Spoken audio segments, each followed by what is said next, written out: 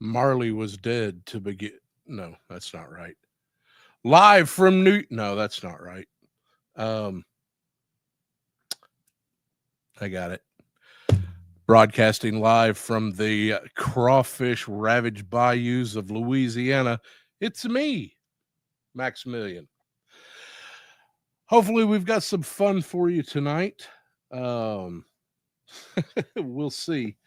Uh, Fun is a deceptively broad term. We're going to be doing some more drawing tonight. Uh, Last week, we had a discussion about what was a mud bug. So tonight, we are going to take that from concept to original character design. But before that, let's, as the Ukrainians do, we start with a drink. We've already had the bad joke. Get on to some old business. First and foremost, uh, memento mori. This last week, the tattoo community lost Shotzi Gorman, who is an absolute legend in tattooing. So many tattooers began their career under his guidance, and he has influenced so many of us that I can't even begin to name off his contributions. And he was just a marvelous, marvelous person. And I remove the fez to you, sir. Um, I was gobstopped to learn of his passing. So, and I'm sure my heart and sympathy goes out to his immediate friends and family. So wow. Shotzi Gorman. If you're unfamiliar with his work, if you're on this channel and learn something new, keep his name alive. That is, if anybody in this tattoo community deserves a touch of immortality, it was Shotzi. So, next on the list, to take a rather wide divide, Leon the lobster also passed away this last week. So, but if you ever enjoyed his YouTube channel, it was a lot of fun. And if anything be said, at least Leon lived out the last couple years of his life in absolute paradise. So, and today, of course, we lost the legendary Gene Hackman. So everybody in the nerd community, the ultimate Lex Luthor. So, or at least to date, the best Lex Luthor movies have ever had. So, yeah, that heist. That was that. If I have to think of a Gene Hackman movie, anything involving criminal activity and Gene Hackman, this silly camera. Sorry for this.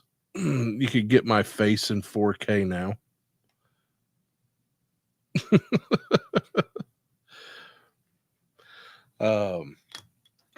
My webcam operates with UI and it loves my hands.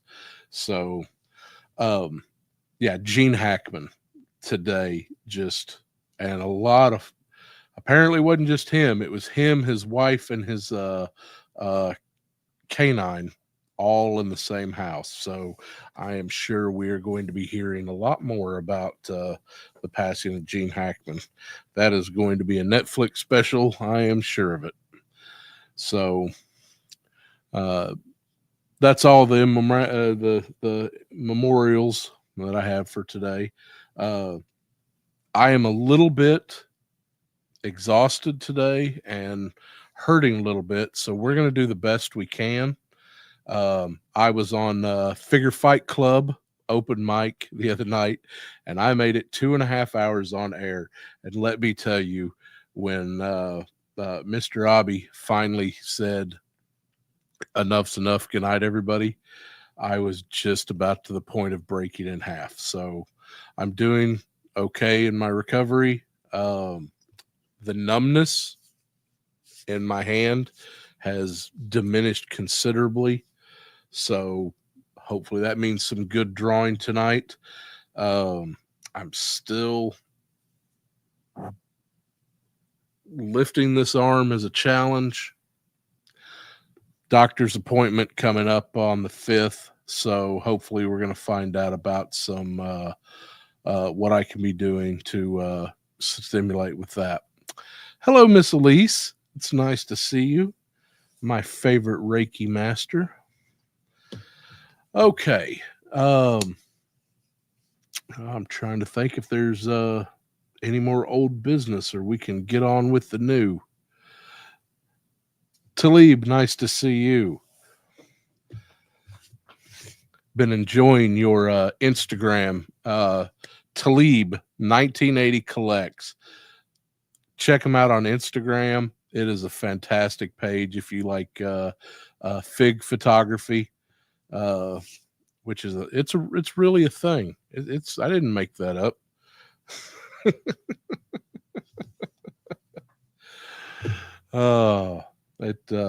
I really should, as many action figures and toys that I have, I really should do some photography.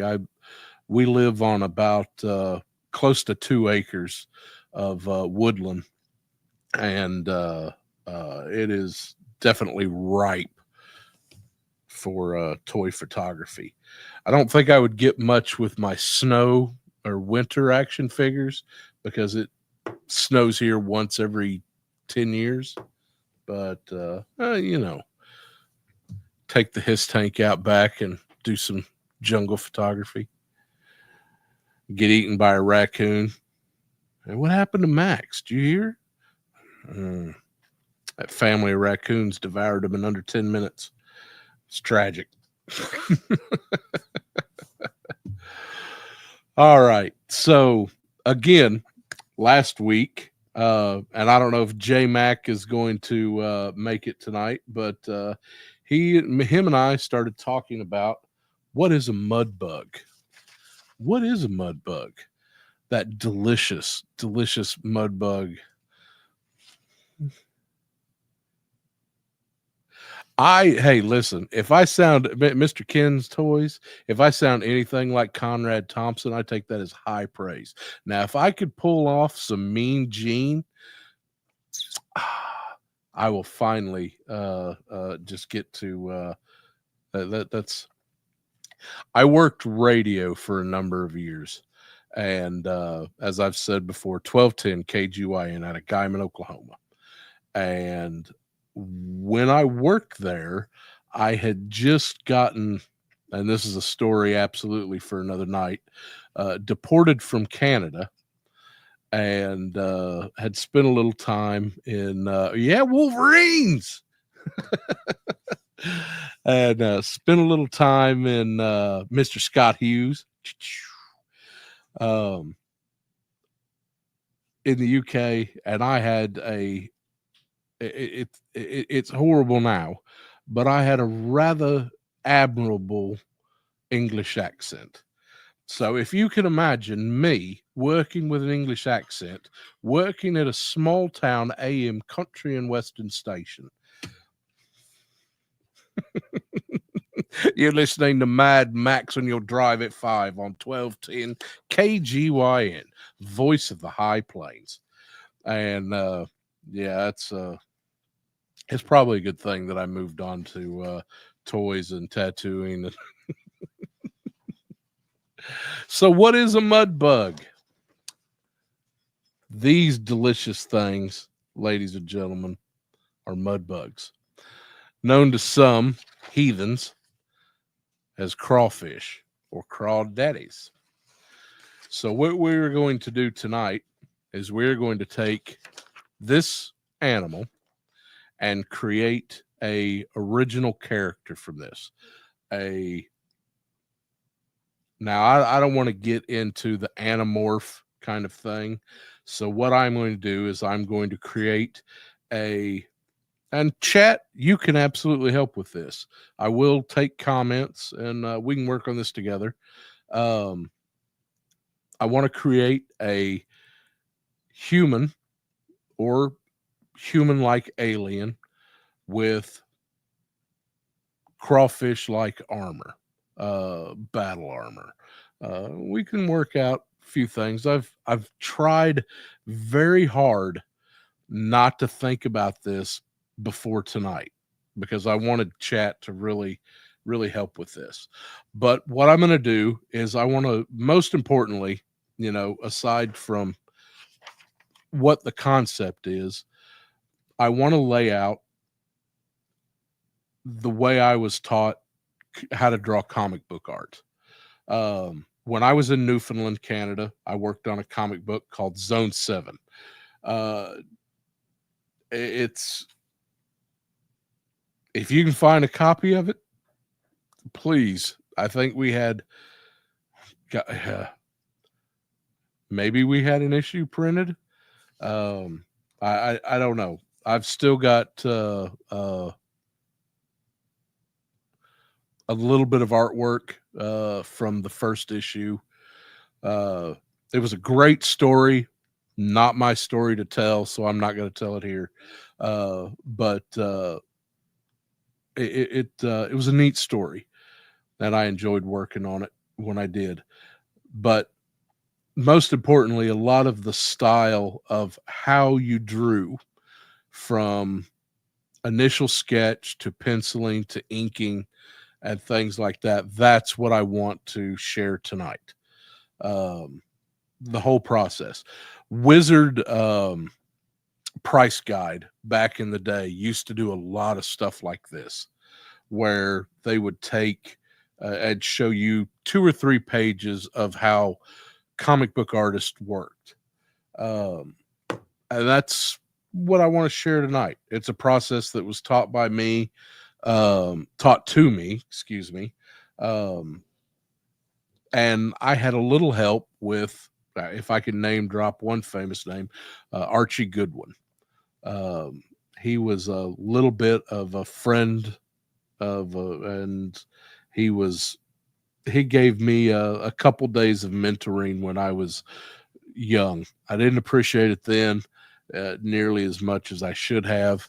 I'm glad to have those memories now. But the one thing he did teach me is how to go from non-photo blue to penciling to ink, and how to make sure that you've got different angles of your original character instead of just a profile. That way you've got reference, which, if you pay attention to this show, is something that you will never hear me shut up about.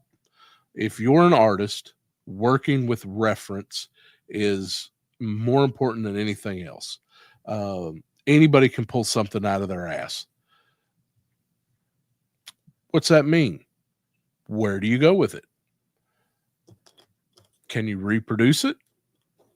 A lot of people call this, and I've got a couple copies of the book, How to Draw Comics the Marvel Way, the Disney Method. You've got a number of other studios that have their way.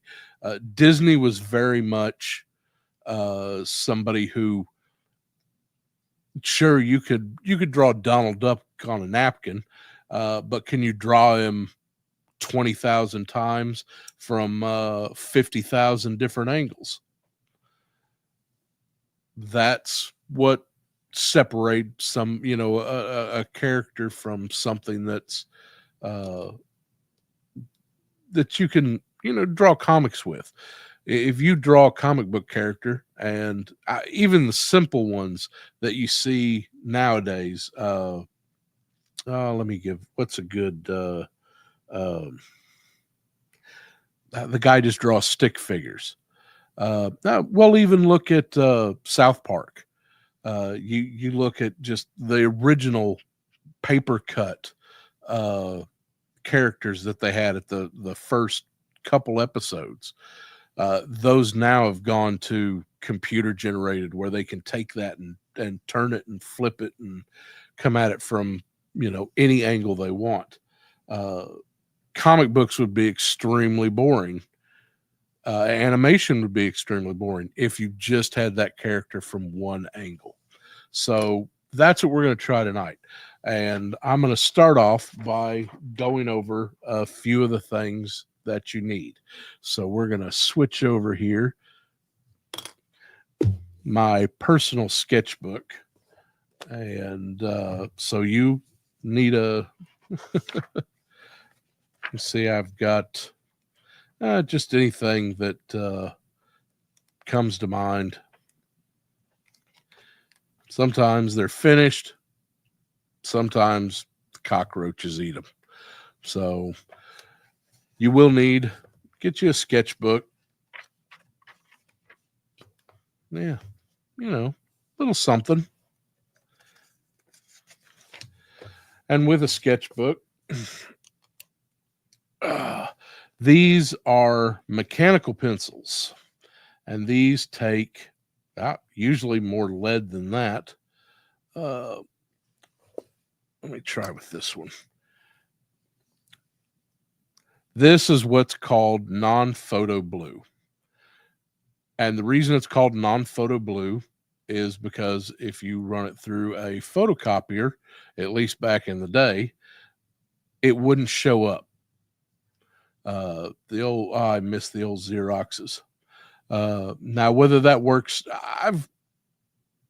I've got a really nice $1,000 Epson printer over here.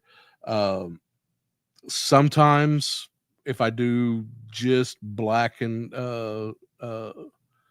printing, the non-photo doesn't show up. It kind of depends on how heavy my hand is that day. Let's see. Now, I hoard this shit because a lot of these, they call it, Stedler started making these. Prismacolor is where they started, but they come in trays like this, and you get these long leads. They've changed a little bit over the years.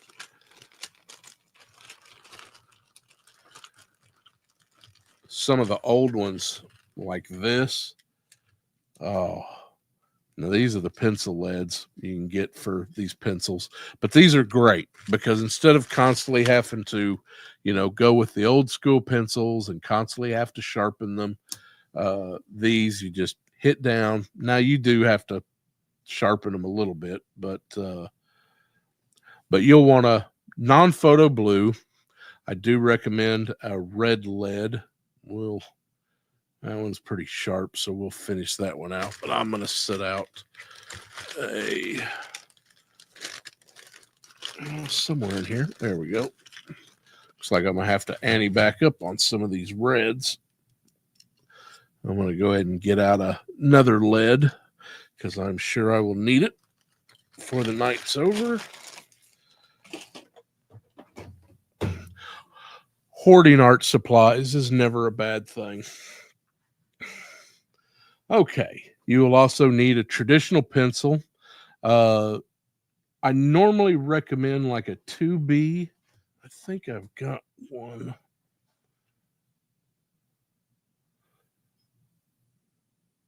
An HB is also good. That's a little bit dark, but it's not too bad if you get in and you're refining something. So I'll set one of those out. But a 3B is just a little bit lighter.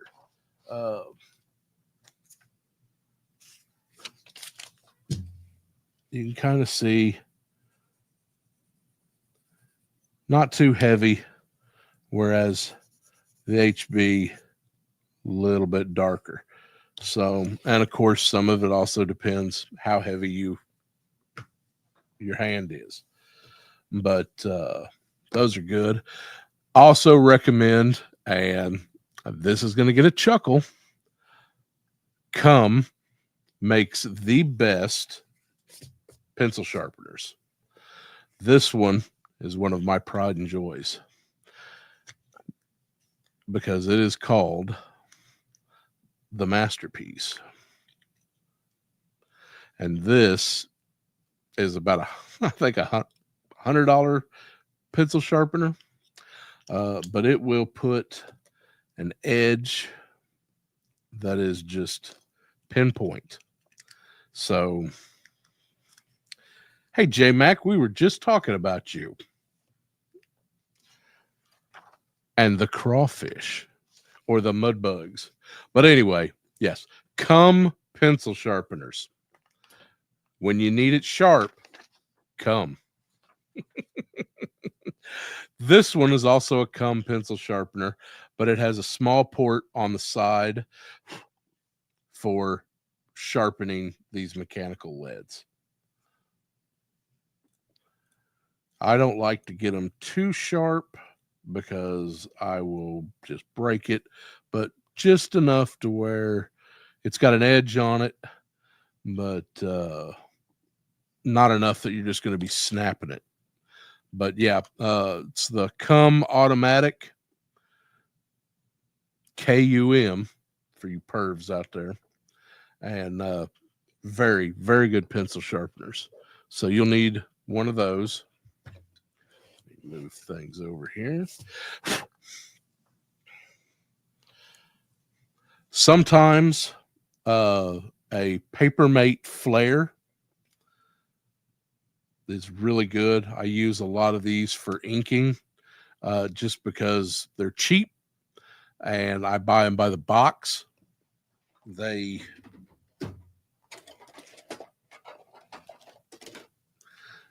I mean,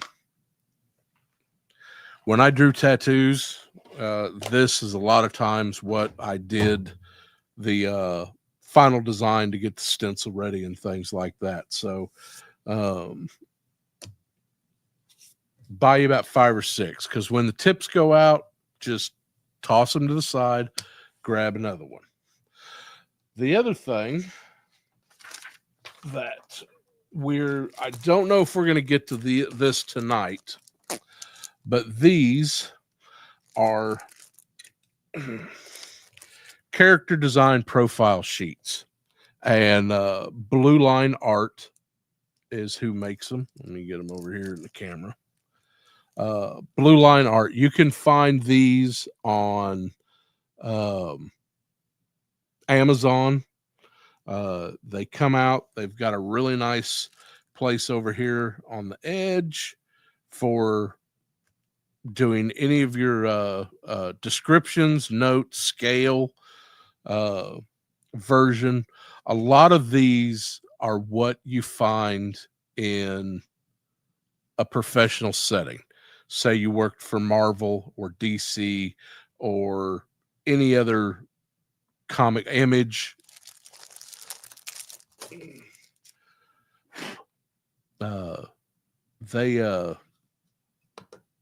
They're fantastic.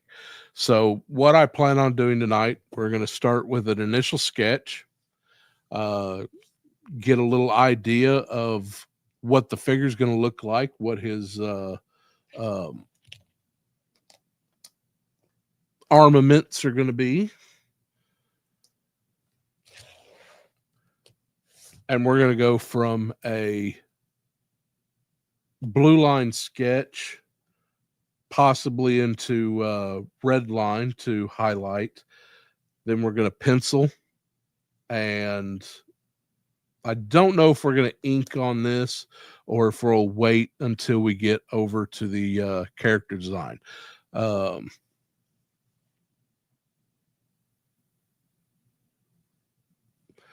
Max, Tuesday, you were touting your camera and I missed what it was. I don't have a way to link in chat, but if you message me on Instagram, I can share any questions about my AV setup with you, Talib. But I'm happy to share with anybody what I use. So no secrets among peers. So, but the OBS bot is my webcam, and then I have a Sony VF1F for my overhead. So it's a little funny how I got everything set up, but it works. But anyway, so we're going to go from blue line rough sketch to working over and getting it put onto the character sheets. When we do the character sheets, we'll have a forward profile, we'll have a side profile, and then a 3/4. Maybe even I've seen some. Oh God, I remember Nerdzoic just did the toy awards, and the Billy Ketch Ghost Rider toy, it kind of just blew away on the awards. And I remember when that comic first came out, in one of the back pages there was Ghost Rider from every angle. It was about 12 different figure studies. And it had, forward facing, and then it just turned a little bit all the way over. Sorry about the zoom. So I don't know if we're going to get to the character sheets tonight. Just because, again, Figure Fight Club, I don't think I won the fight. And I'm feeling it today. So this is where we're starting. We are going to take a Mudbug and we're going to turn it into a character. So first thing to do is we're going to start with basically, I hope you guys can see this, non-photo blue is, oh, come on now. I don't know why my zoom is doing that. Probably trying to focus on too many things. All right, so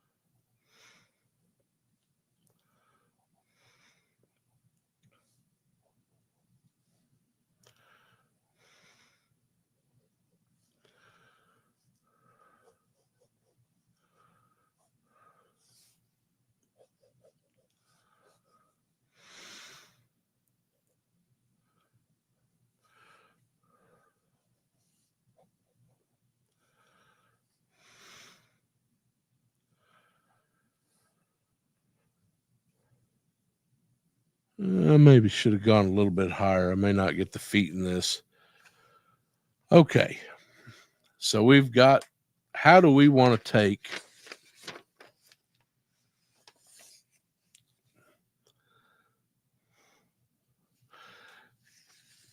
I guess, first off, are we looking at, we want to do a human or an alien? What do we want to do, chat?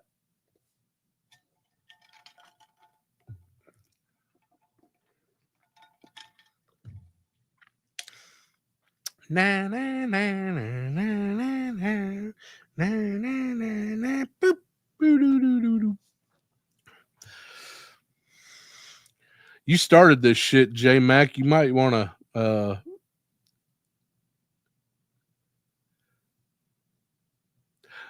Mr. Tony. Oh, I am recovering from my battle at Figure Fight Club.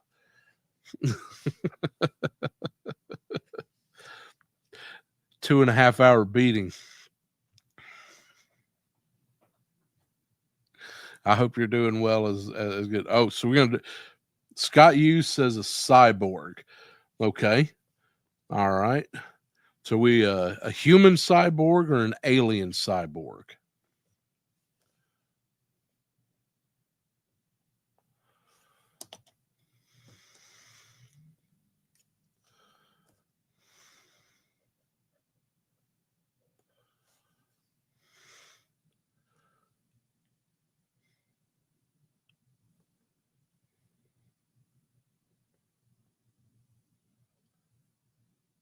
Alien Mudbug Cyborg. All right. Now, see, alien is nice if I could spell it right. Jesus Christ. Let's just start this shit over. All right. So we have an alien cyborg. Now, this is nice because when you have a human, you're limited, unmutated by 4 limbs, 10 phalanges, one head and 1 asshole. So going with an alien, we've got the opportunity to do a little bit more. Do we want to add a couple more limbs? I think that'd be pretty good. We could go in and anybody in this group ever remember when Spawn first came out? The Todd fodder. The Todd fodder. Yeah, but my toys. I'm here to show you a couple toys. When the Todd fodder first came out with Spawn, that was horrible. Anyway, when Todd McFarlane first came out with Spawn issue 1, they had a videotape how to draw it. It was weird because it was a Spawn comic book, and it came with a how to draw Spider-Man video VHS. So his theory was you did a W for the chest. So where we're going with kind of a 3/4 profile here, so it would be a smaller W, and that's how he drew. So that would be your your pectorials. So we can work that in. We'll throw a little.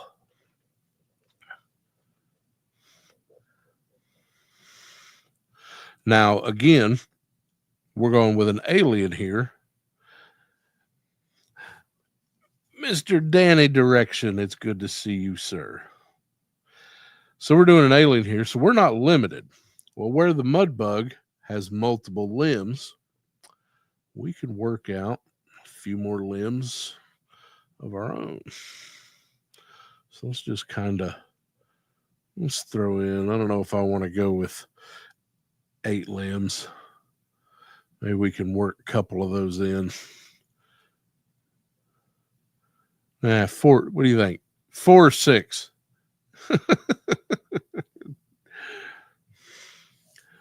Start working this in here. So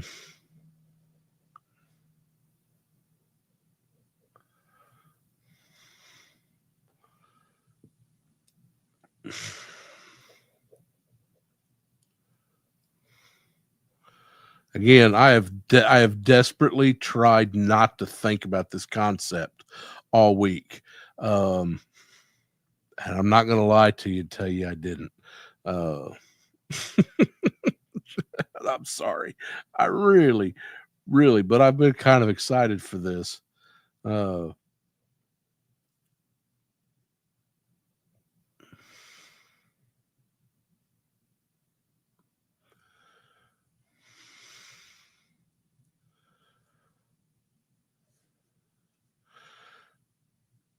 Think now crawfish have the 2 main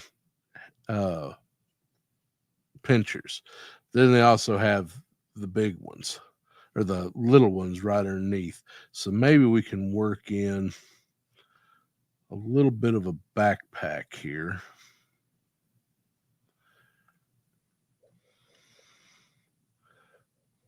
Now, the problem a lot of people have when they're coming up with an original character is they try to do too much at one time. So I don't want to overcomplicate this.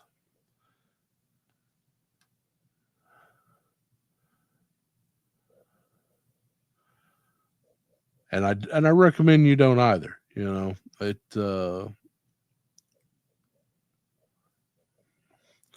All right.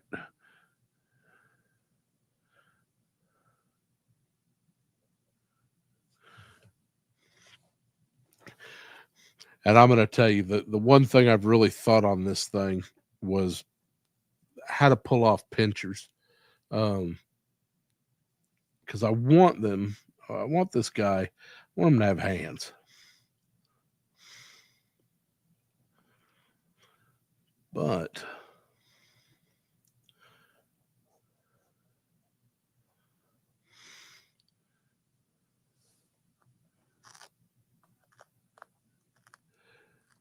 Miss Kim, that would be Mr. J Mac uh, coming up with ideas for me. This is all his fault.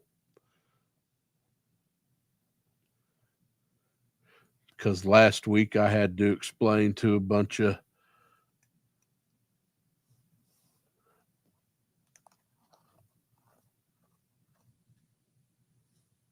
people not from the dirty South what a mud bug was.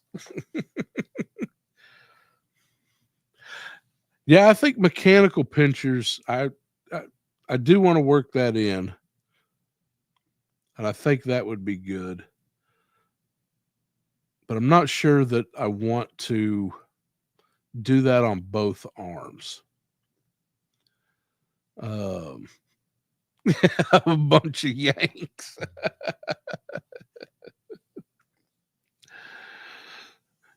Love your neighbor, Scott. Love your neighbor.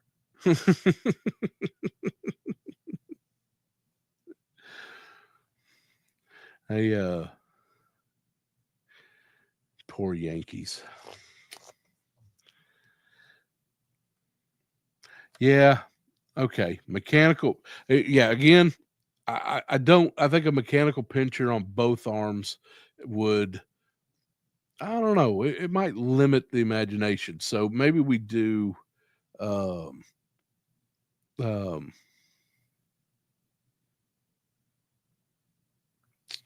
maybe do a blaster on one arm. Yeah, I'm married to a Yankee, so the worst kind, the New York one.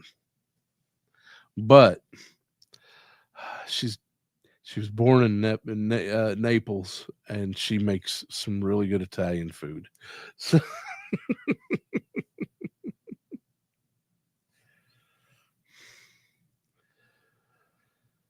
okay.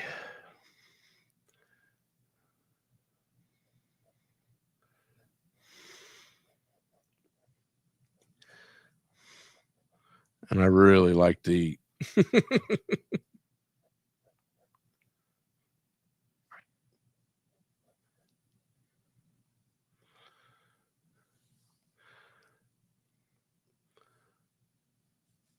All right.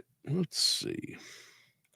Okay, so we've got, well, again, we don't want to make the mistake that we're dealing with a human. This is an alien. So we can work, we're not limited to just the normal elbows. So let's work a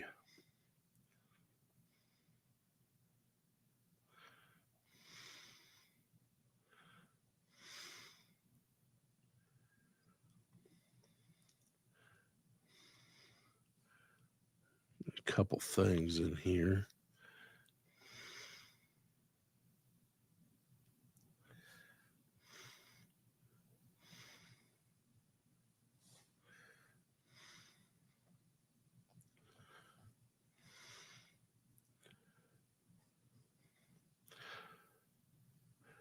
Now, the best thing about Mr. Figure Fight Club, speaking of the band, see, he's come to rub it in. Whoop my ass for 2 hours. Come to see how bad the thrashing was. It was bad, Abby. It was bad. You hurt me. It's worth every bit.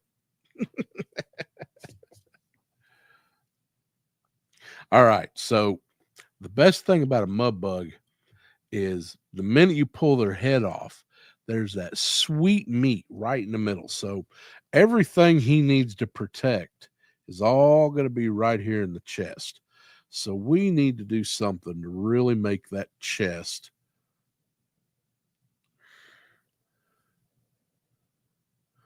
And he's a cyborg.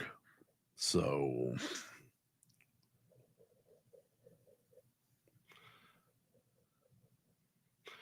Let me get some power titties up in here. Let's.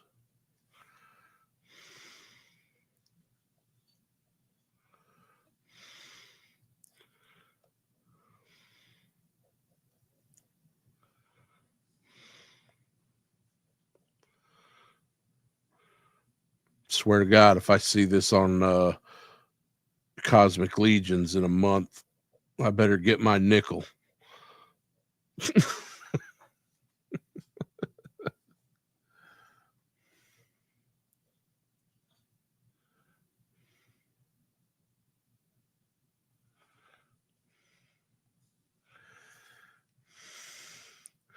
Now he's got these little arms coming out here.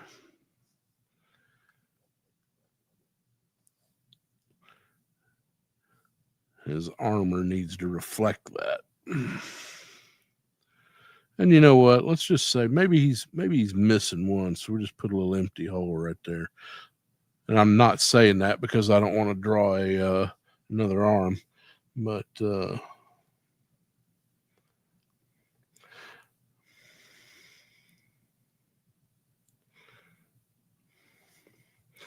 let's see. How are we going to do this arm? Yeah.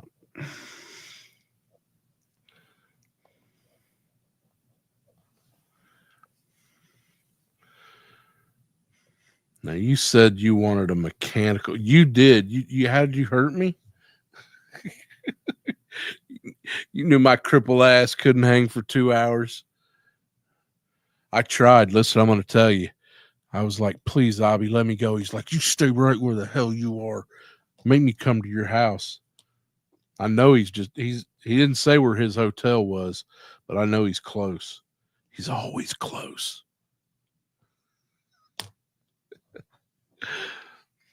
That was a lot. I honestly though, Figure Fight Club, if they don't need you now, they got their 1,000 subs. But if you do happen by, um, check them out. They're a lot of fun. I loved getting on there and chatting with some really great people the other night. So check them out. They're if you like toys, or if you just like watching old people who've got no business talking about toys, talk about toys. All right. So he's got a mechanical pincher. How do we want to connect that mechanical pincher to his arm?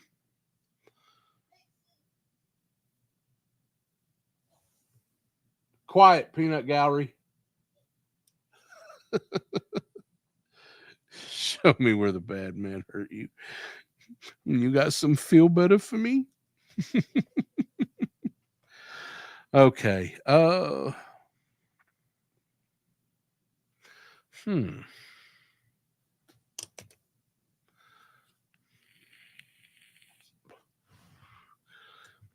Let's see.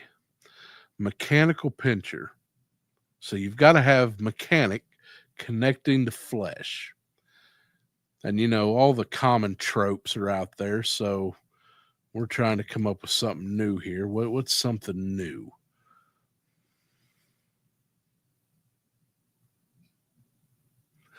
We could do, instead of one pincher, we've got multiple ones connected to power leashes. You know, sky's the limit.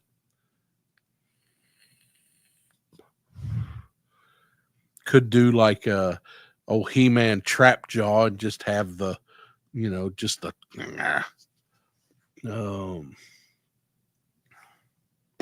Yeah, maybe simple is best. Maybe that's what we need to do.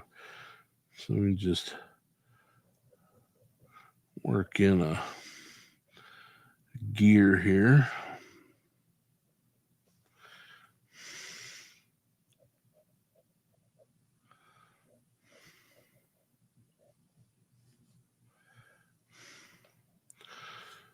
And you got to remember it's a Mudbug, so the top pincher is going to be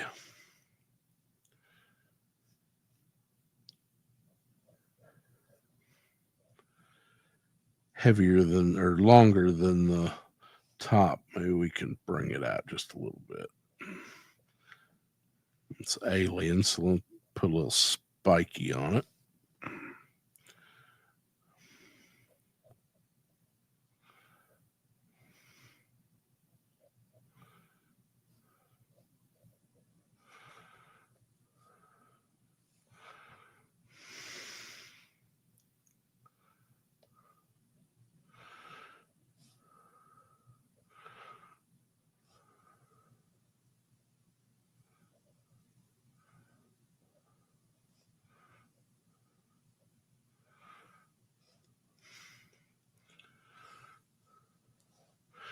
You know, he's yeah.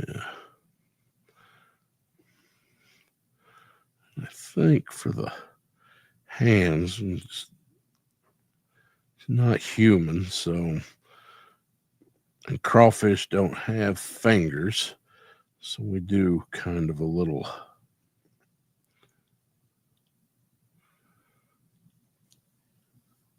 make it weird.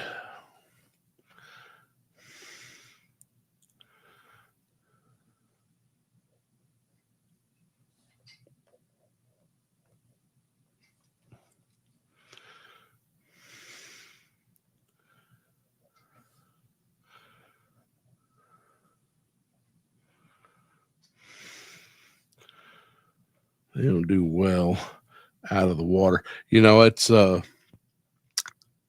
short little sidetrack story. So my wife is a sweetheart and she's gonna kick my ass for telling the story. she's, she's back over there saying don't do it. So for a very short period of time, I worked as a meat cutter at an Albertsons in Oklahoma City. Um, just something relaxing about being in a freezing room and cutting flesh. But one day we got in a big shipment of crawfish. And at the time, I kept an aquarium. So I thought, oh, you know, I'm going to take this little bitty one, I'm going to take it home. It'll look really cute in the, you know, in the bottom of the fish tank. And so we're sitting on a couch one day. Why I don't remember what we were doing. It's you know, it was quiet for some reason. And I just heard this blop. The next thing I know, my wife just screamed. And I just out of the corner of my peripheral vision, I just saw this run across across the floor. And that damn crawfish had jumped out the tank and just beelined it for us. And my wife saw it. I don't think she knew what it was. I damn sure didn't know what it was because I'm not thinking that crawfish jumped out of a, you know, 30-gallon tank aquarium. And sure enough, I mean, just scurried across the floor, saw that sweet meat of my fat ass, and was like, oh my God, it was. It was something else. All right, back to the show. All right, so little battle damage. This guy's got his antenna wrapped. Let's say he's cut off on this one, so we're gonna X that out.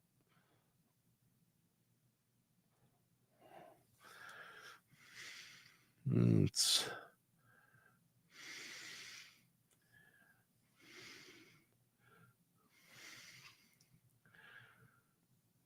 not sure. Yeah. Whew, that thing.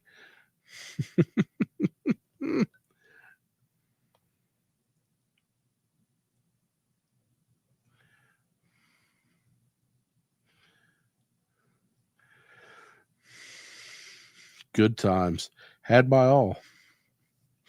Except for that crawfish. Because that thing went.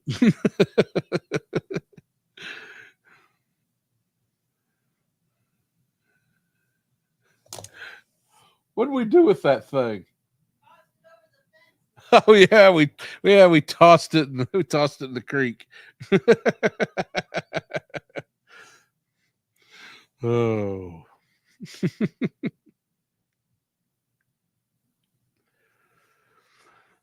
All right. We're making some good progress. Well,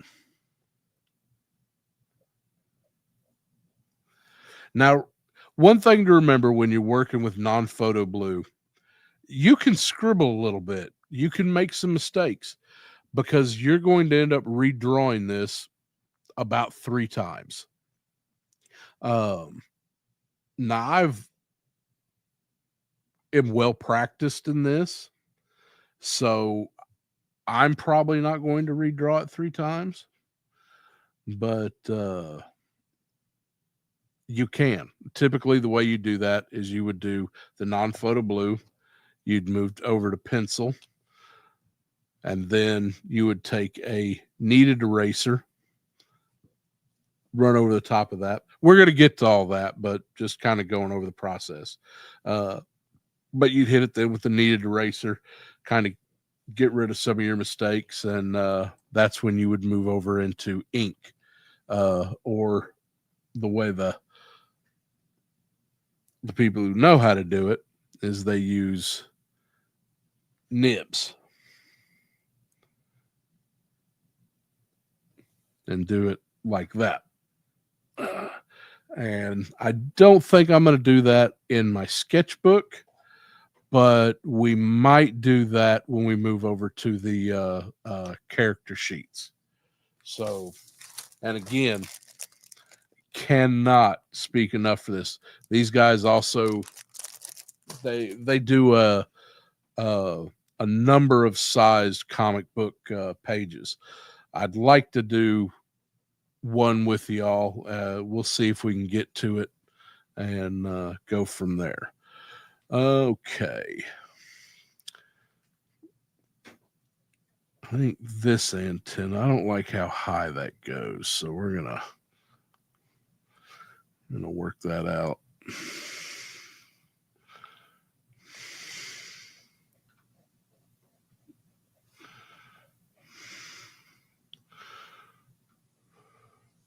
Make that a little more dashing.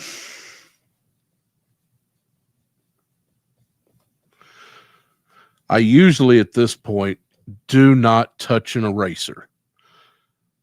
A lot of people, when especially early artists, when they're drawing, they really want to go in and just, oh, I don't like that. I erase this, erase that. And they're looking for perfection. This is a first draft of that essay that you wrote in 5th friggin' grade. Okay. It doesn't matter. If it sucks in a few places, that's fine. Just the most important thing is move forward. The minute you start getting stuck, that's where you're going to stay. You're going to obsess about that spot until you wear a hole through the paper. And then you're going to be like, I don't even want to finish this. And then you're just, on to the next page. And I really should not flip pages like that. So just keep moving forward. So, all right, we've got a good layout. I think I kind of want to hose. We need to get some backpack in here. Because remember, this is the back of the Mudbug. The other side of the Mudbug is like the underside of a dragon. It's all soft tissue. I know there's nobody in chat who hadn't had a shrimp. Even if you're allergic to shellfish, you know what a shrimp looks like. So we need to armor this guy up on the front because he is weak from a frontal attack. He curls up in his back. Man, you can't mess with this guy.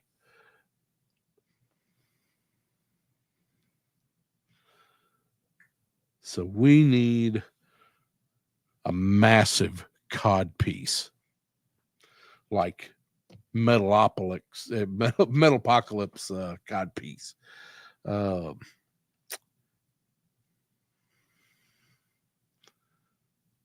Or maybe he's an Imperial Guard.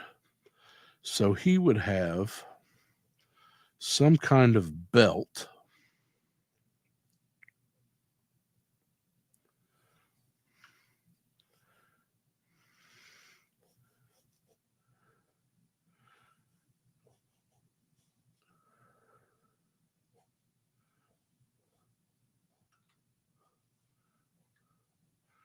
You're not good at drawing legs? Draw a skirt.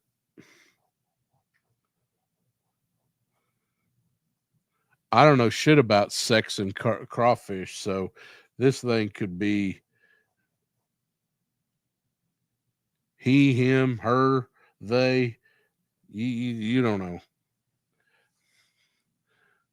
All you need to worry about is it a badass? Yes. Yes, it is. All right. So we're now we can work out a little bit of this alien's culture. If you were a crawfish, how would you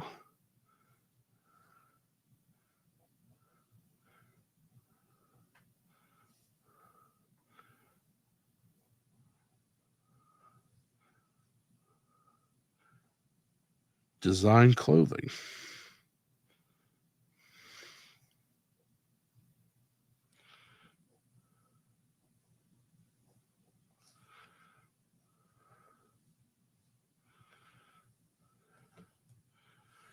Now we know that we have a big crawfish tail here. So we're going to bring that out.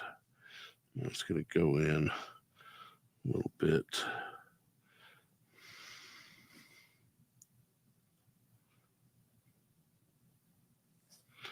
And I think some of that would carry over. I don't think you would have a lot of squared edges.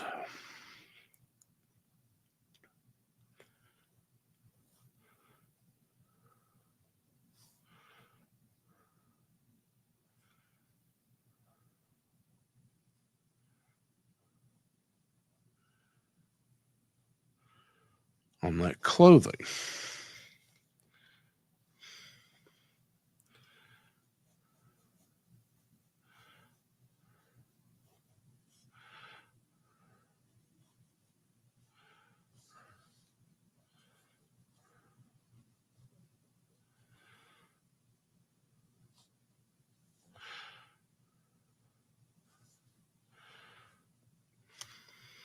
There we go. See, now it's kind of starting to come together a little bit. And I think we definitely need to make this a whole lot bigger. So you've got the general basis of what the character is. So now is the time where you're like, okay, what does it look right? So please, in chat, feel free, tell me what you like. What do you not like? I promise you, after 30 years of tattooing and retail sales, I have no feelings. So please feel free. I'll give you a few minutes.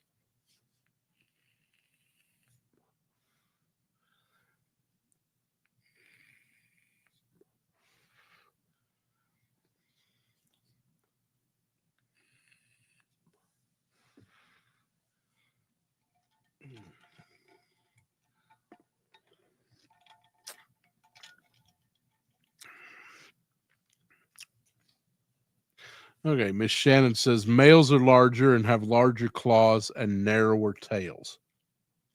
Well, I think we're pretty good on a narrower tail here. So let's go ahead and make this a male. And that gives us an opportunity to design a female. And I believe that I'm not sure if what the structure of crawfish are. whether they have kind of a hive mentality, not shared thought, but like, I don't know. My wife is an environmental scientist, so I will defer to her knowledge on the life structure of.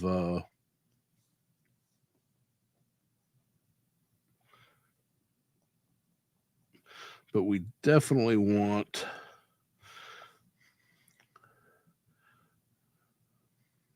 bigger arm section right here. I definitely just don't want that. I think we definitely need a larger pincher. So let's just take the opportunity. And listen, there's no mistakes. I know this is definitely some Bob Ross, Cult of Bob. Um,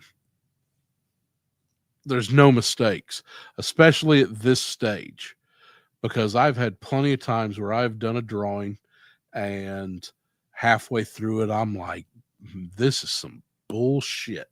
And then I just start drawing around what I've had, and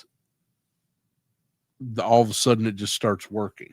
So, like I said, don't worry about anything that you want to change, because that's what this pencil's for.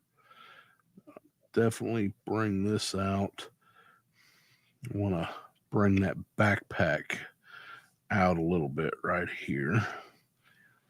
Now I don't usually do a lot of shading with my non-photo blue, but it does come in handy, especially if you are not the penciler.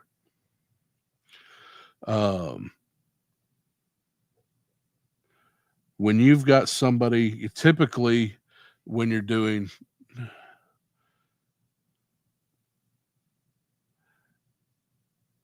males fight, okay, so it's more of an insect thing. See, I still stand by these are the cockroaches of the bayou. Males fight each other for females and pin females down during mating. Plenty of crawfish on crawfish violence.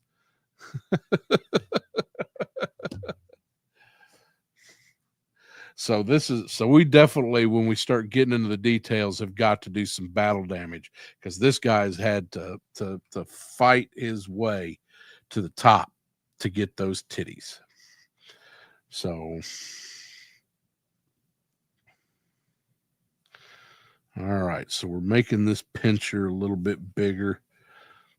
There's no reason not to go ahead and maybe put a blade on the end of that.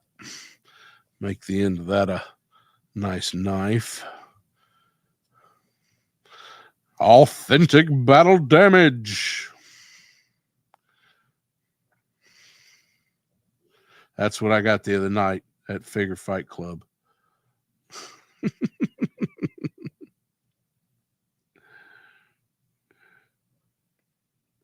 I'm going to tell you that I'm really impressed with myself. I'm at an hour 4. Last week at an hour 10, I know it seemed like I kind of cut everything off rather suddenly, and that is because I was this close to just falling apart. So we're doing really good tonight. All right.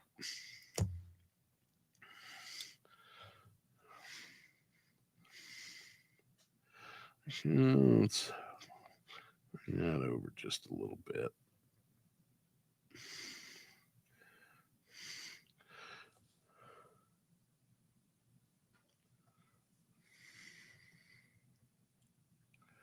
So that's we make that kind of a blaster, and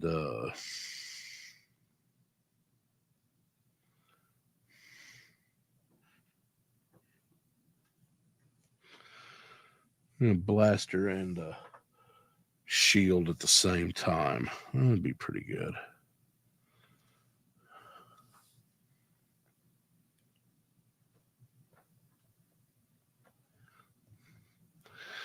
Behold the power of Zim.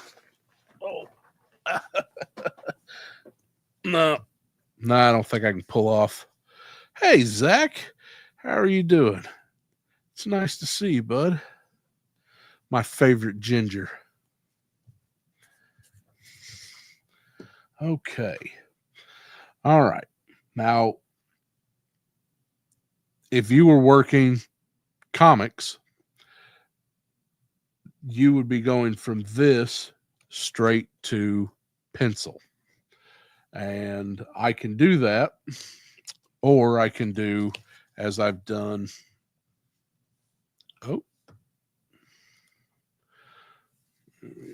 Oh, see if I've got a good reference I could show you. Well, probably this is a good one.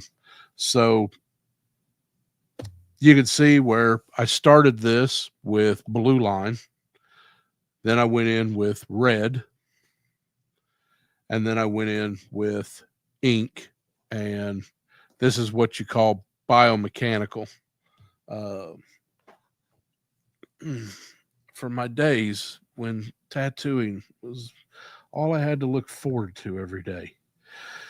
And so I think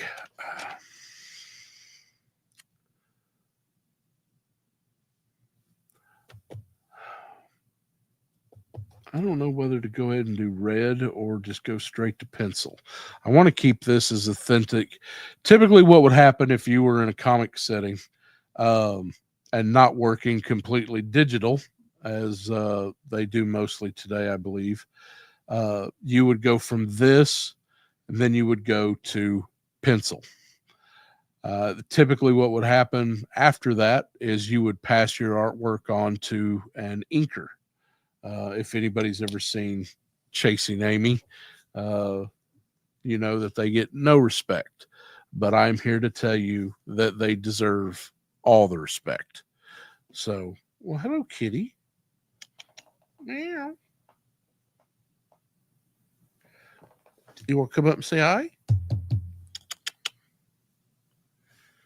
Okay, well, you think about it. And so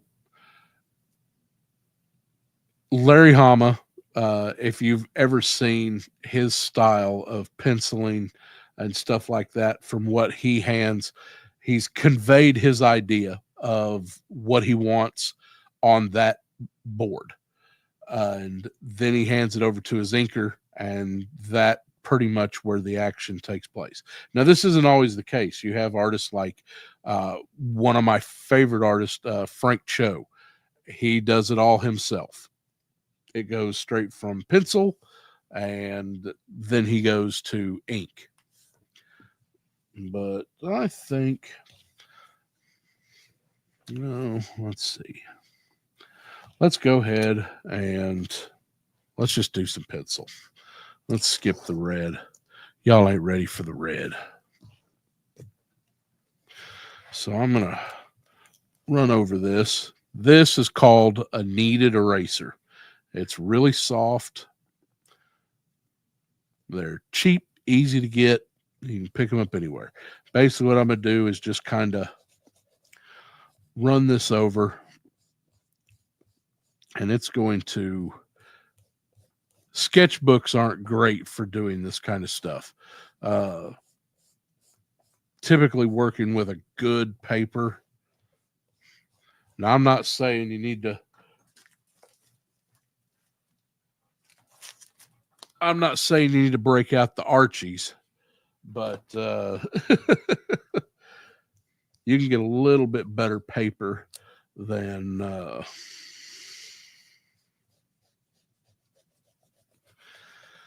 but just don't push down too hard.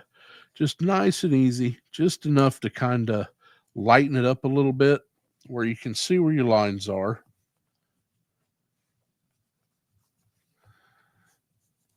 But you also don't want to shred the paper.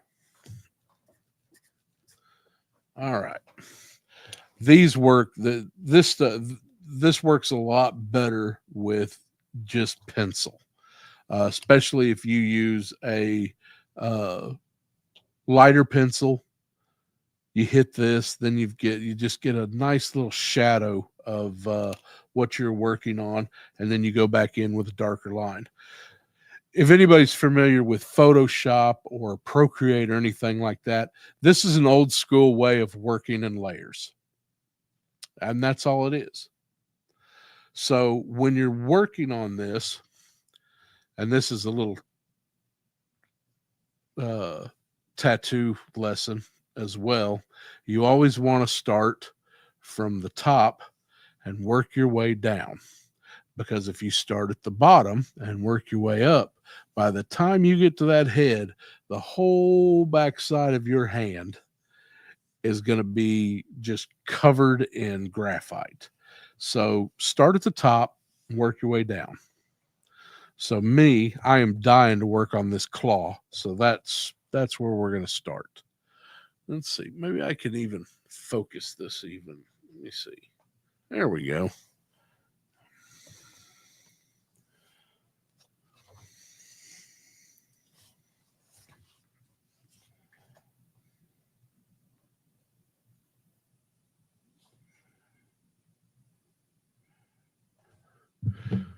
Now, if y'all start noticing me sticking my tongue out while I draw, I don't want to hear about it. Everybody's got their quirks.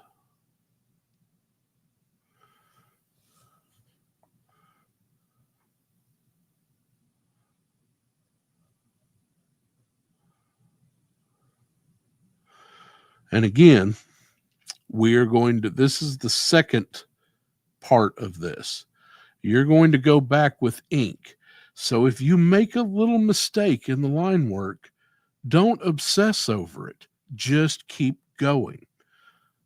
Because if you obsess over it, that's all you're going to do, and then you're just going to get pissed off. So just keep going.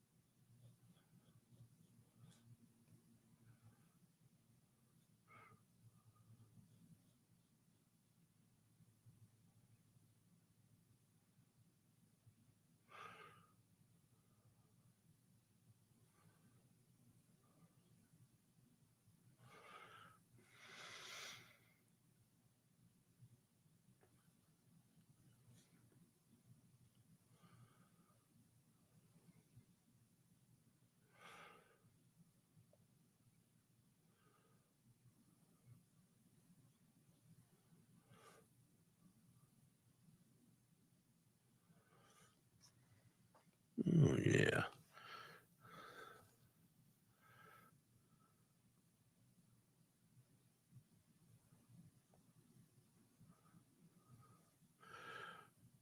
I got to tell you, this is the first thing I have gotten to draw in almost a year. And it is really,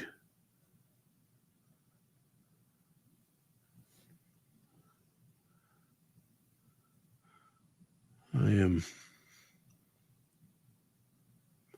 really happy to be able to do it. And I'm glad y'all are getting to share the moment with me. But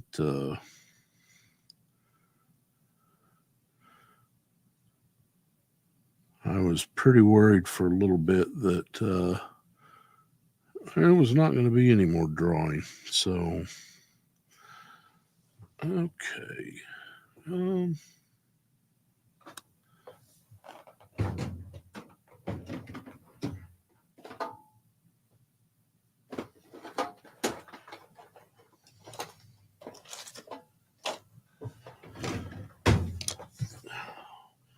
that can't be the only thing I've got.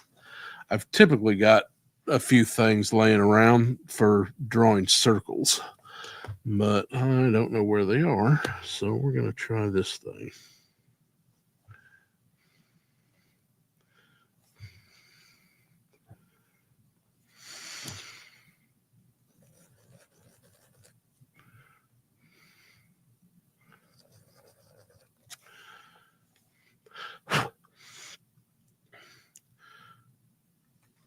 think they call this the Iris.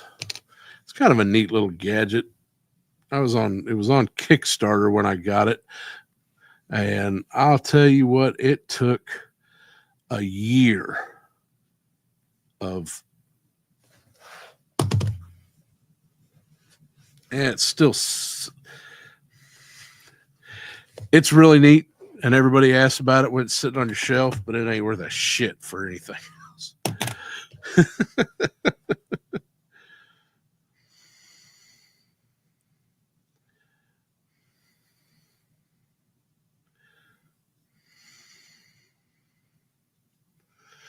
There we go.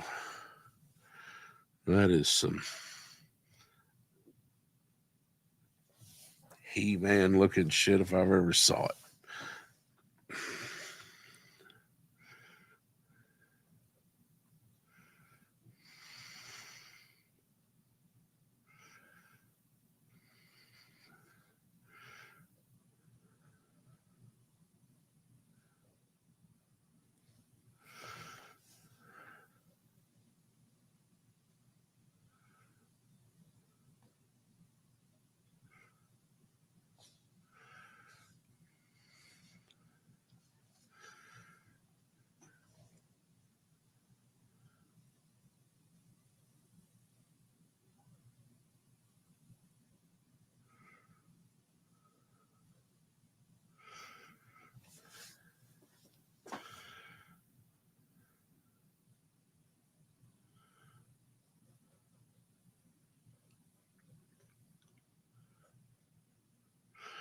See, the great thing about having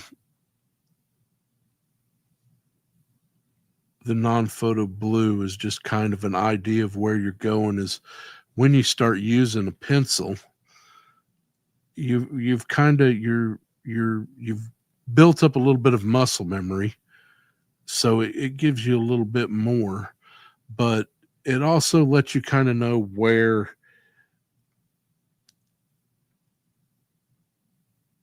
you can add more.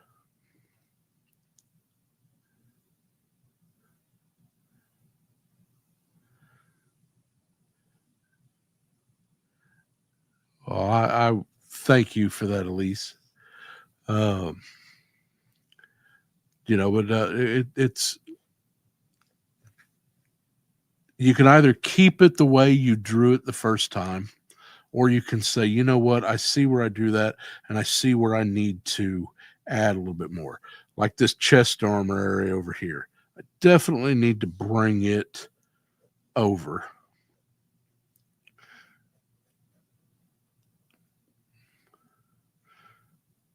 So I've got this whole little spot right here that I was just like, I don't like it. It doesn't work.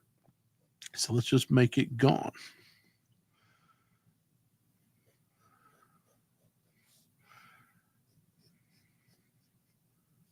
And see, and I'm starting to get over past the area where I need to be working.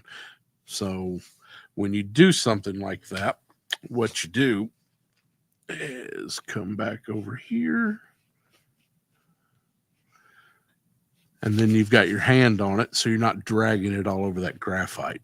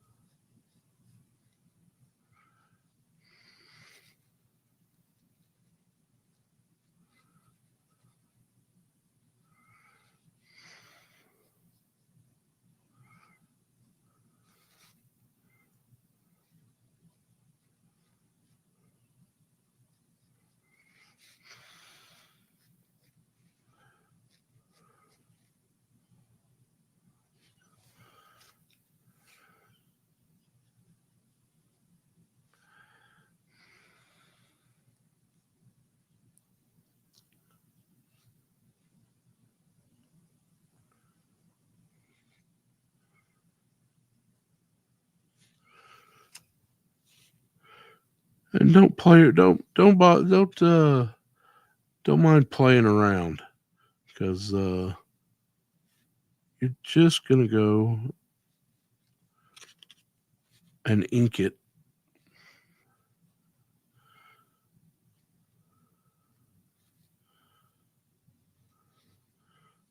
So you can still make changes.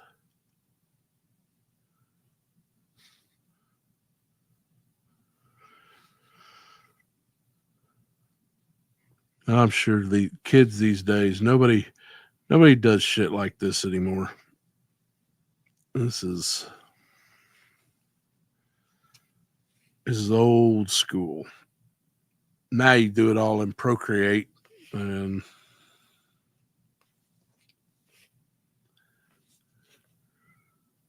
laugh at old timers like me. And that's okay. I like working in Procreate.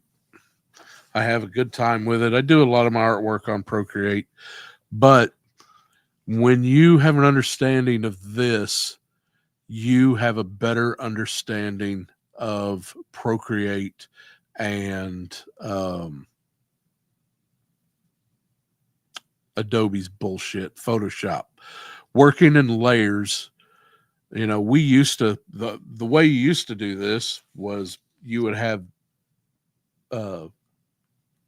you'd have this started, and then you'd take a piece of tracing paper over the top, and then you'd do all your little changes and stuff on the tracing paper, lift it up, make your changes, put the tracing paper back down, make your little changes, flip it up, add those changes. If I had a dime for just every minute I spent doing that work like that, I wouldn't need health insurance.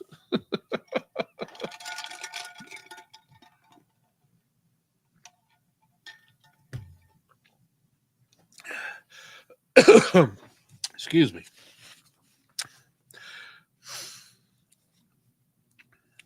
I wonder, instead of making this,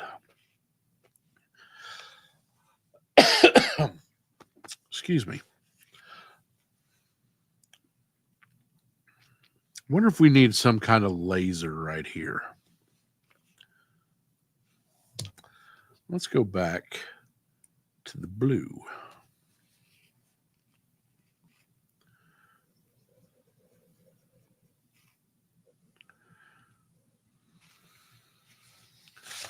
So that would sit kind of, yeah.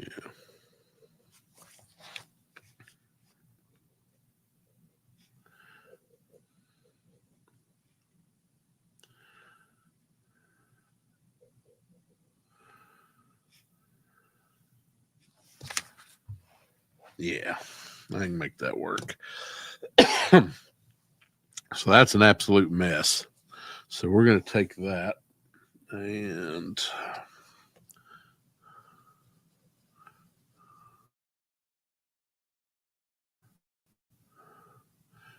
turn that into some kind of cannon. Because Scott Hughes is not going to be happy unless there's some kind of firepower on this thing. Okay.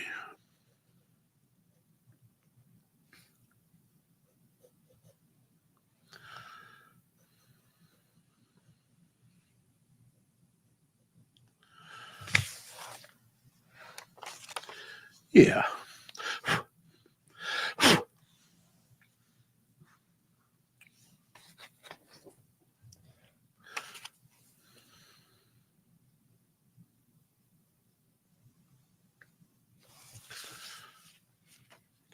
Yeah, so we're getting there. Okay.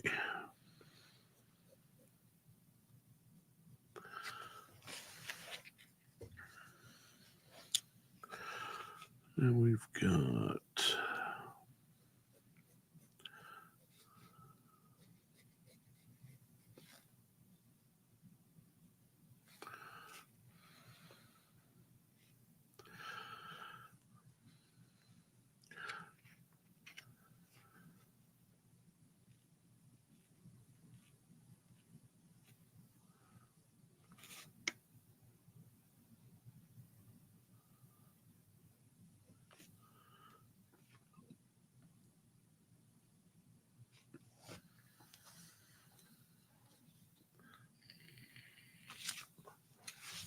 So what's everybody think so far?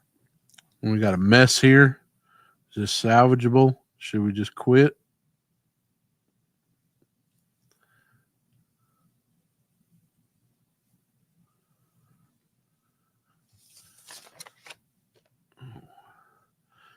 See, sometimes you make a mistake and it just turns into something you like.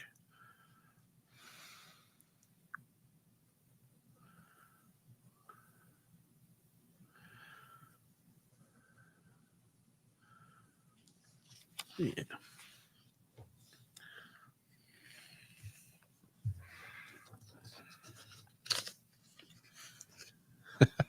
Thanks, Zach. And I knew I can always count on you.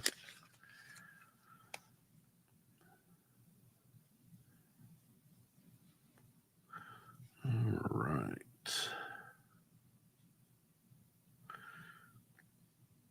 Do a little mechanic here.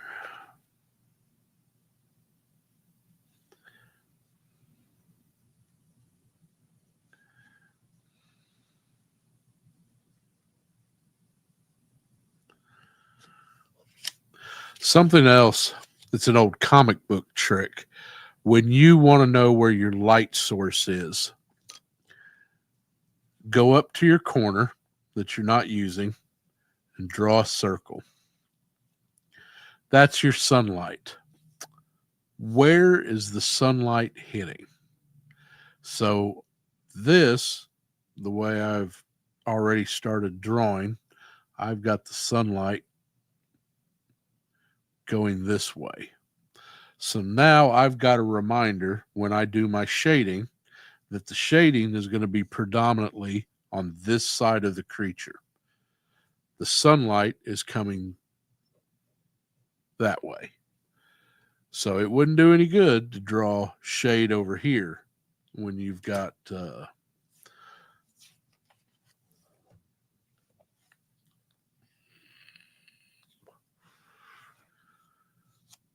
right, nobody wants to see me vaping. Let's go to the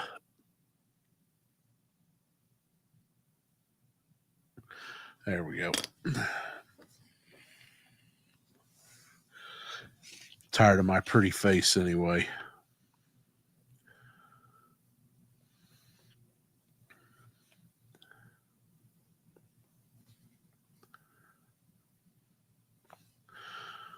All right.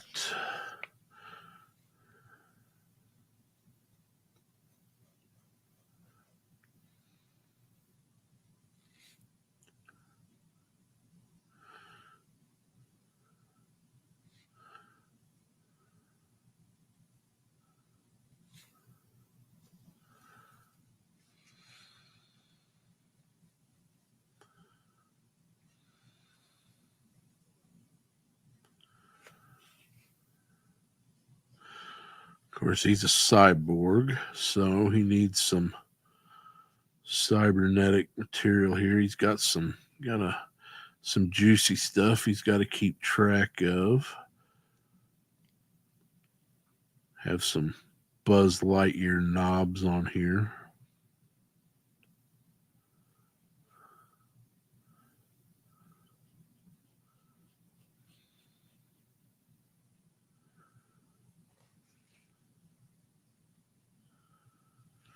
And you can see that little W, that is that Todd McFarlane chest. I don't know why, since I picked it up, baby, I can't quit you. I sure want to sometimes. Oh, let's get got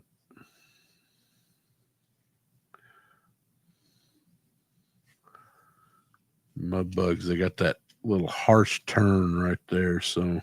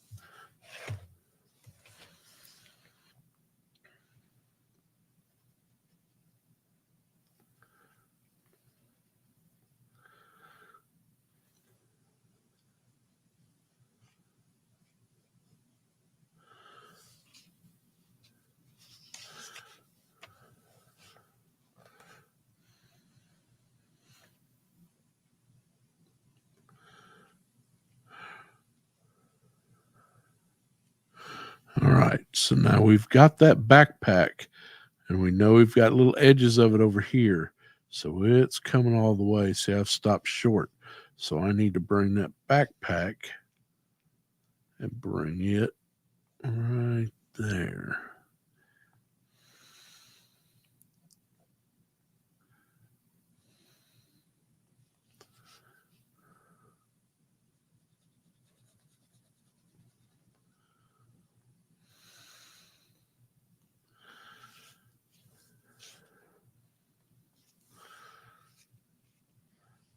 And if you're watching this and you do a lot of your stuff on Procreate, then this becomes even easier.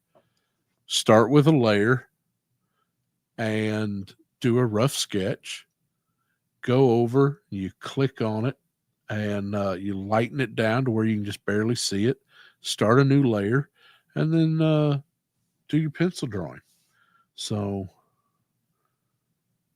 don't think just because I'm doing this old school that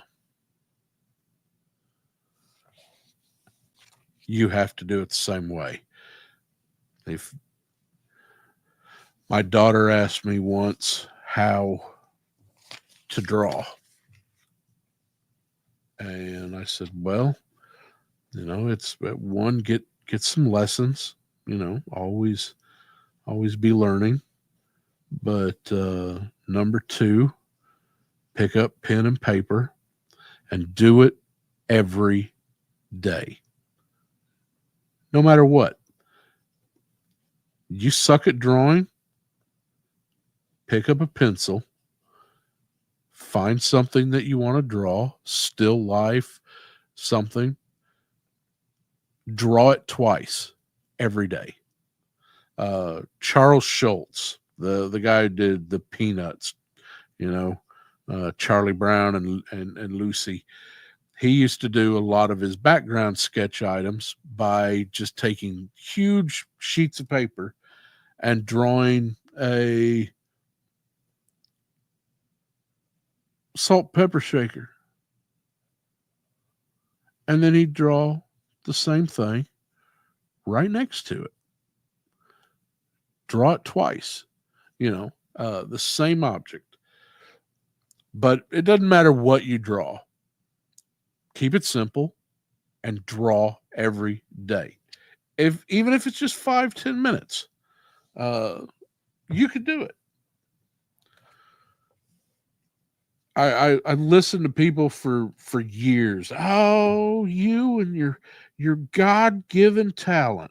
Shit. My God-given talent was my mom sending me to art lessons because it was cheaper than babysitting. And me drawing every day. I used to have a trapper keeper. You ask anybody who went to high school with me and grade school. I didn't do schoolwork. I drew every day.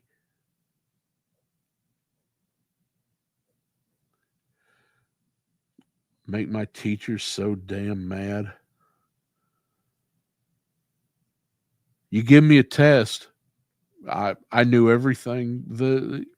I think I graduated high school with a 0.02 GPA. And yeah, Haystack, who would have thought me drawing? Never. But college, I had a 3.8 GPA the whole time. I just really hated that my teachers dare interrupted me from drawing every day. I had some really good teachers though. But it's good to see you, David. I got something for you, David.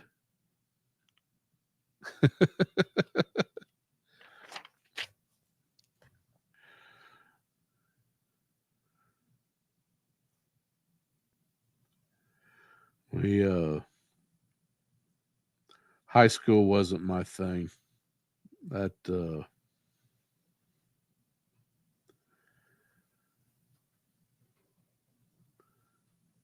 That being said, I had one teacher that it was a reverse situation.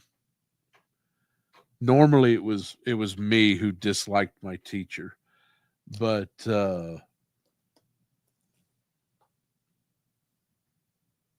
I'll give it a minute. Y'all are tired of looking at my drawings for a second. So I decided that I wanted an easy class in high school.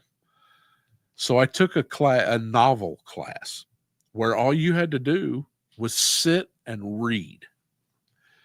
And normally it was me that hated my teacher. Uh, Again, the whole they won't let me draw. Uh, they want me to do math and mix uh, alphabets with fractions and numbers, and I refused. Fight them, children, fight them. There's a reason they sent Pythagoras on a one-way boat ride. So I was kind of excited for this novel class. uh, I read Dune, I read some Jack London, um, and really got to understand uh, how to read a book and how to understand some of the things that come with deeper understanding of what the author's trying to say. Anybody can read Animal Farm, but understanding why that book was important and uh, and why it's lasting, or Jack London's or Watership Down. And because I'm going to tell you, that book is a hell of a lot scarier than either of those damn cartoons. But this was a situation where it was completely reversed. The teacher hated me. Mr. Sheldon was his name, and he was a great teacher, and he was a great, and no matter how he felt, everything he felt towards me, I absolutely deserved. I had coming, because I was a little shit, and anybody who put up with me in high school, bless them. And he was not tolerant. Oh, we he took me out of the classroom one time because we were talking about, and we were just talking. We were stupid, and none of us owned a car to do this, but we were going to go pick up kids on Halloween, drive them across town, and drop them off. And we were not going to do this. Uh, I do not condone doing this, uh, nor would I have actually done this, but it was fun to talk about. At least I thought, until Mr. Sheldon hauled me out into the hallway and told me he was going to beat the shit out of me, until I believe his words were, until a doctor won't recognize me. And I immediately apologized, explained the situation, that I'm a dumbass and I'm going to learn to keep my mouth shut.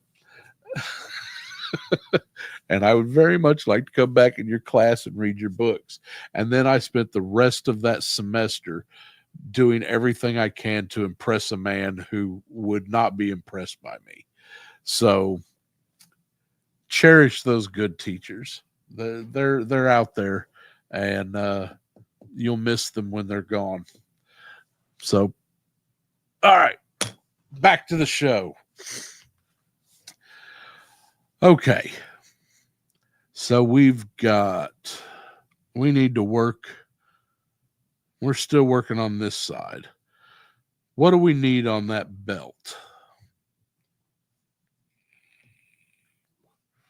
We could just leave it blank for right now instead of putting some kind of insignia on there and just move on. That's the other thing, is if you don't know what to do, just go to another spot.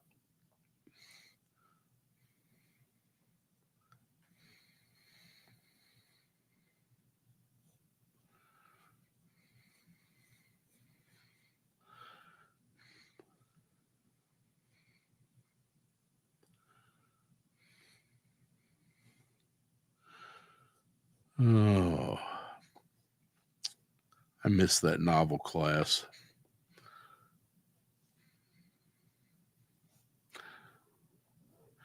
I don't know how Mr. Sheldon's doing this day. I think I heard something that he had passed away. I really hope that's not the case. But he was a good teacher. And unlike some teachers, and I am absolutely, my wife is a teacher, so I am not talking shit. But there were some that you could not make care about what they did nor how they did it. And I'm really glad that no matter how much I treated them like shit, that I wasn't somebody who had teachers like that.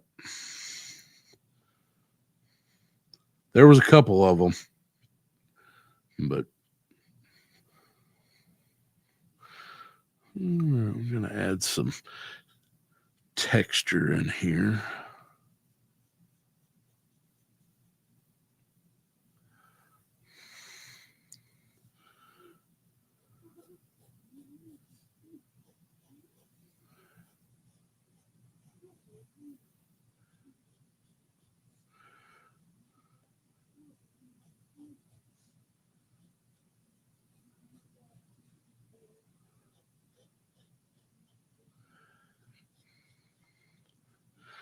There we go. That's kind of.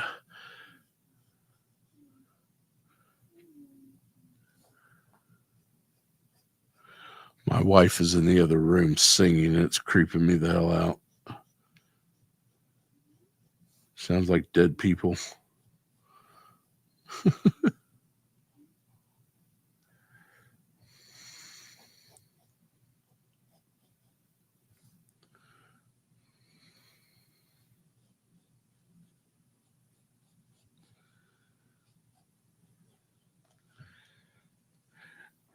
Now remember, we're drawing this, and I'm going to immensely regret not keeping this simpler because now I've got to draw a side profile, a front profile, and probably 300 or at least 180. I don't know. We'll see.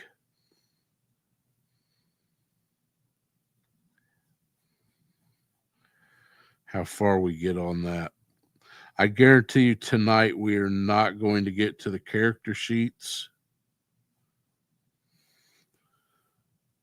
I think I'm getting pretty close to the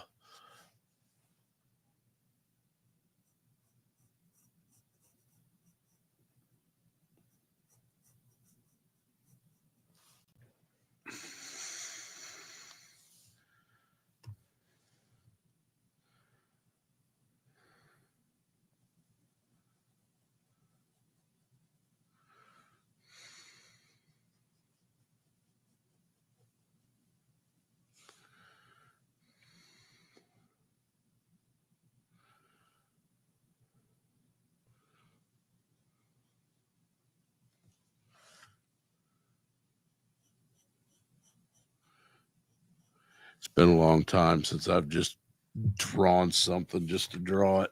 This is okay.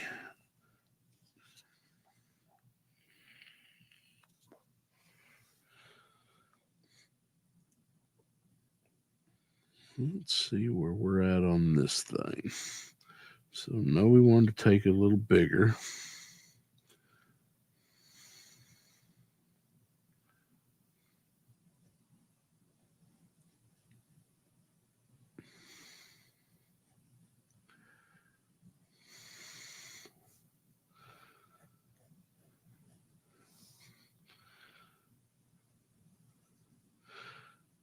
Which means we can put a bigger cannon in there.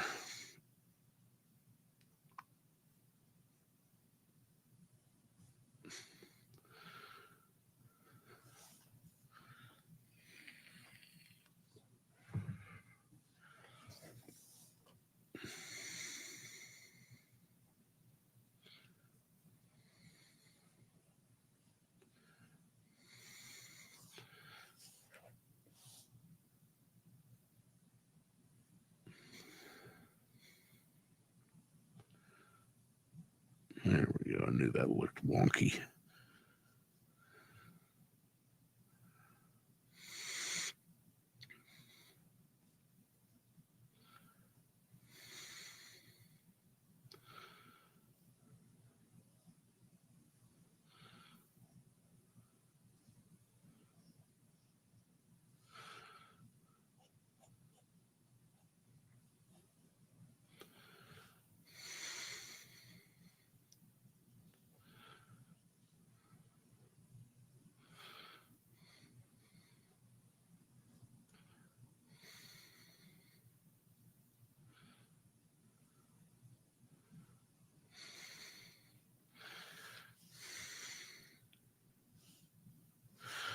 Yeah.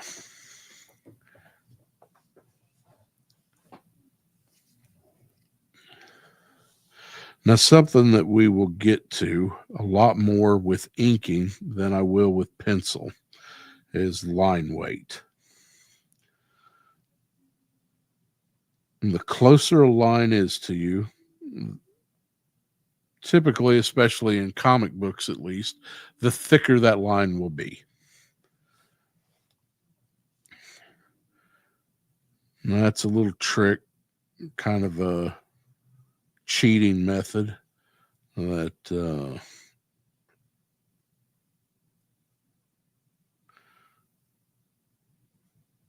helps just kind of put things in perspective. And if you've ever opened up a How to Draw Comics the Marvel way, then you know perspective is a big part of that book.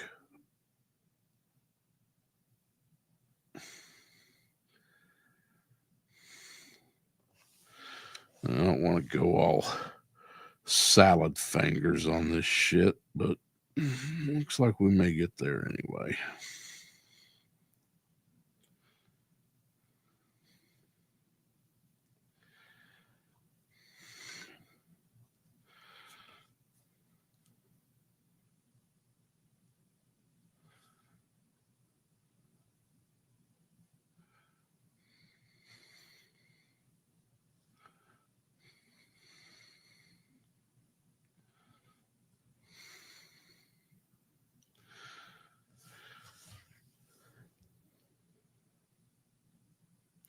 You know, I think normally I am not like grab an eraser, but occasionally it's okay, especially if you need to add a couple Rob Liefeld pouches.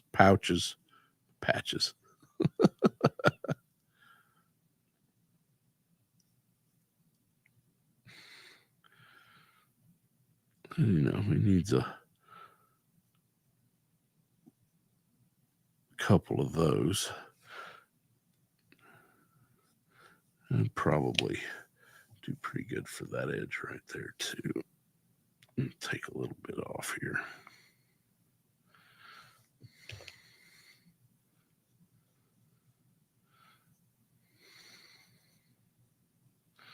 Yeah.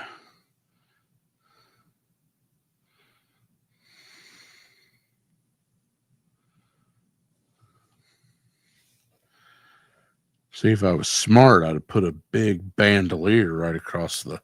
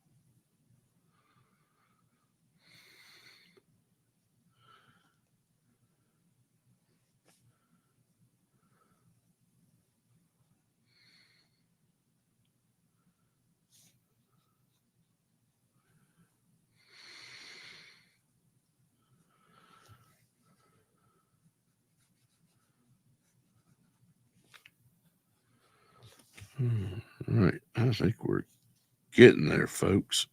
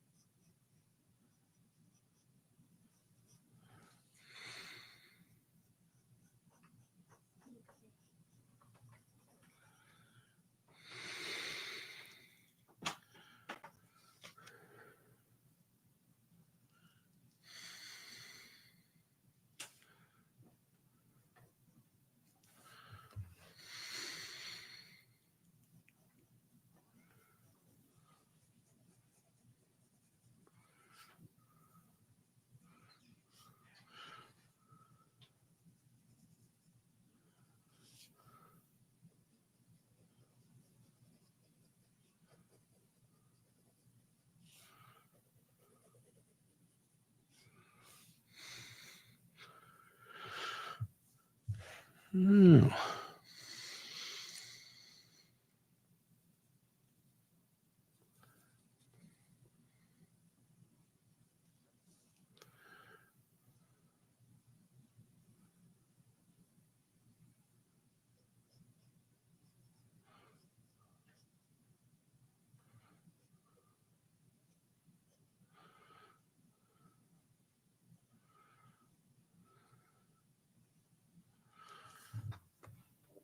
Yeah, you know, when in doubt, old He-Man shit always works.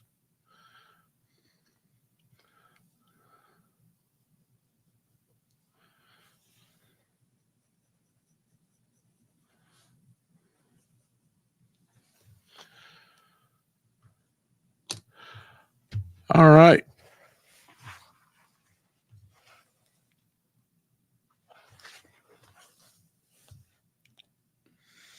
So there we've got it. We have got the Mudbug. Cyborg alien who is out to get the ladies.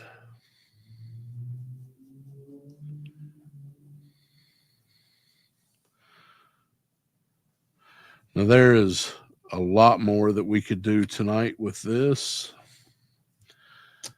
I would like to ink it for y'all, but I think we're probably going to call it a night.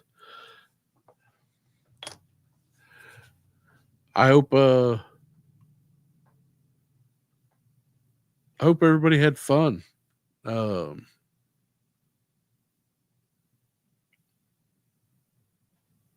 I sure did, and I'm really glad I got to draw with y'all. So, but I do think that I have reached my limit for the night. So we will.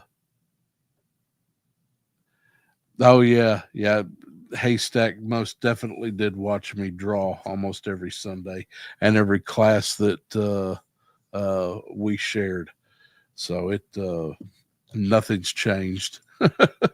Still,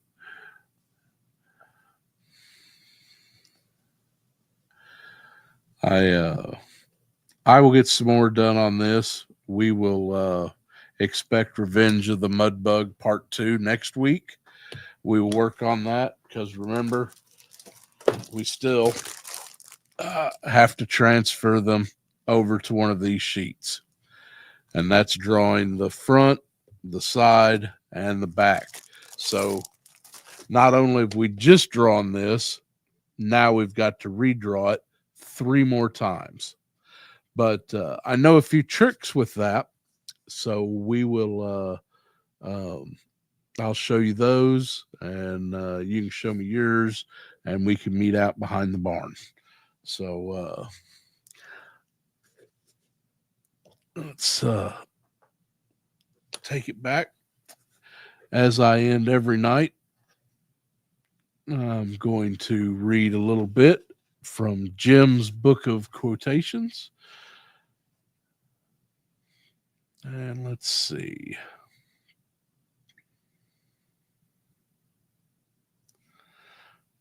Here we go. From Edward Lear, 1812 to 1888. The owl and the pussycat went to sea in a beautiful pea green boat.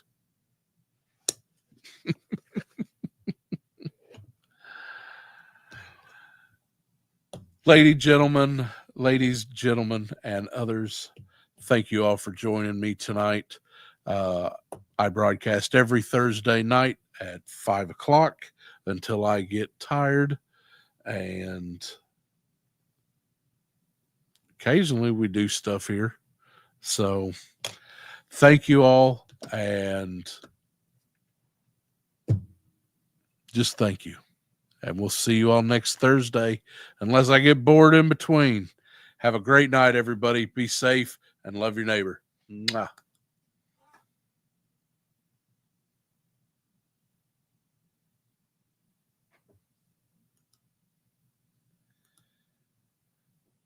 Nope. You know what? Maybe I'll push the right button. All right. Go home.